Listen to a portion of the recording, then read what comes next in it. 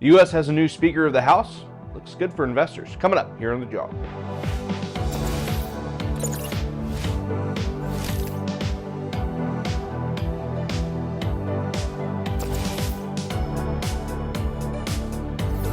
Hi folks, Alex Klingelhoeffer here with Exencial Wealth Advisors. It is 8:26 here in the middle part of the country on Monday. It is January 9th, 2023. Here's your morning jog around the economic headlines of the world. Let's talk about the U.S. House Speaker, Kevin McCarthy.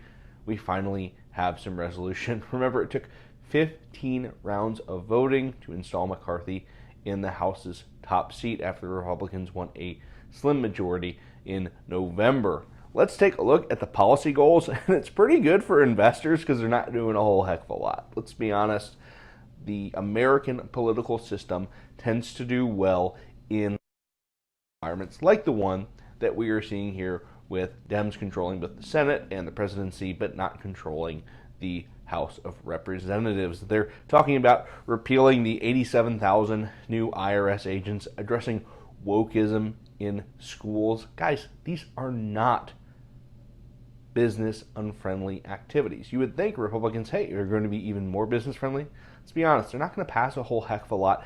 Traditionally, in third years of presidency, the stock market does really well. Hey, this year is a third year of a presidency. We're coming off a 20% or so down year in overall markets. The data says this is likely to be a pretty good year in the overall markets if things trend along their historical trend lines.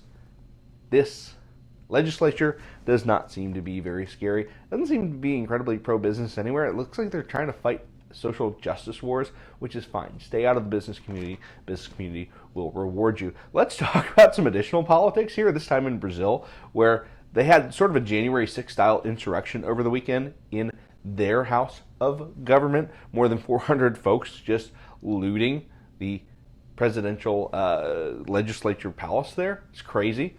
If Brazilian stocks get sold off on geopolitical fears, we like them, right? We are looking at Latin America as being one of the really growthy areas of the international scene over the next 5 or 10 years. If you can buy large companies at huge discounts based on sort of nothing burgers, as this protest ended up being.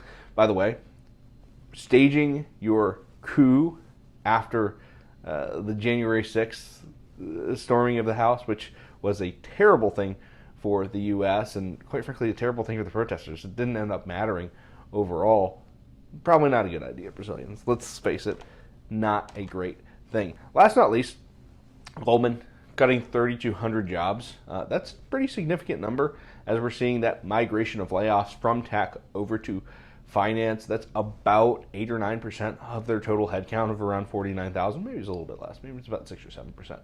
Now going forward, we do want to keep a track on layoffs if they start to become extreme. Now, here's the thing. If you have Goldman Sachs on your resume, even if you're laid off, probably pretty easy to find a job. Same with Google, Amazon, and Apple. So if we are seeing mass layoffs in finance, as we see mass layoffs in tech, probably is not the end of the world as those high productive people start new enterprises and sprout the seeds of future capitalistic glory.